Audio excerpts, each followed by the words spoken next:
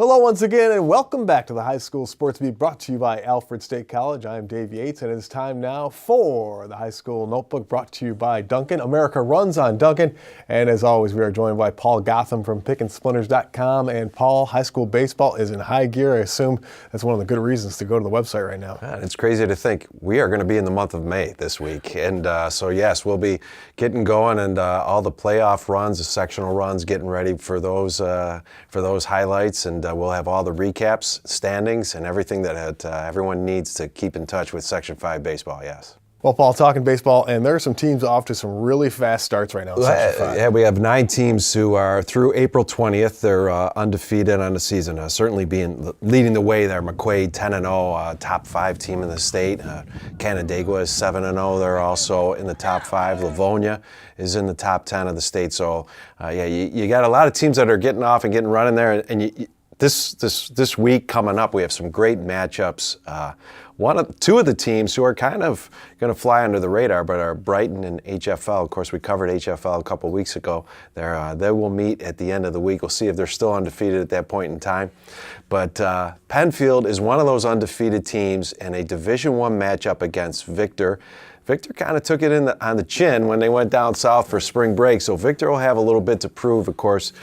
Victor, the reigning AA champion, Penfield. Those two teams are always neck and neck there in the Division I, Monroe County Division I standing. So that'll be a great game. That week ends up, last year we covered the baseball festival out at Rush Henrietta. So Rush Henrietta will host McQuaid again. Those two teams, as we know, a couple years ago, played for the sectional finals. They're bitter rivals.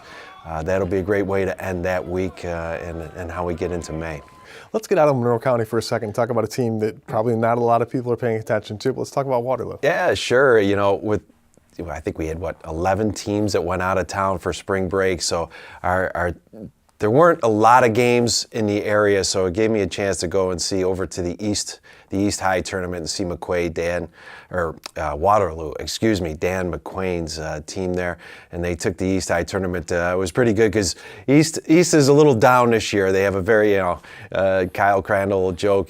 Sometimes he feels like he's coaching the JV squad because he has so many freshmen and sophomores on his team, and so.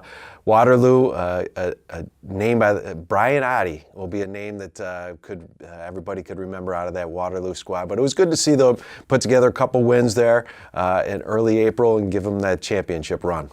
And another team that's off to a fast start is Greece Athena. 4-0. Jason Bunting has a young squad. They have just 6 seniors on that team. And talking with Jason a couple times, he was, trying to find that top of the rotation guy, Ryan Deneen, a junior right-hander, seems to be getting his spot there. He's had a couple pretty good outings and a win over Brockport and then a win over Schrader.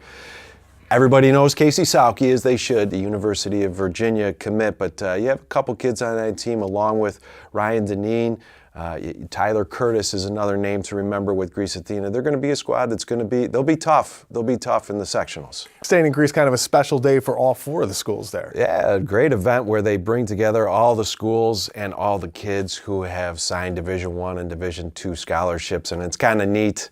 You've got Tyler Lewandowski at Arcadia, CJ Tkach at Greece Athena. They've been rivals during the high school season. They play together with RFC, but the rivalry will continue at the collegiate level. Tyler is going to Canisius, CJ is going to St. Bonaventure, and those Big 4 matchups will continue. It'll be great to watch that from a distance, to watch those two continue to play against each other at the collegiate level. All right, thanks, Paul. Great stuff as always. We're back with more of the High School Sports Beat brought to you by Alfred State College right after this.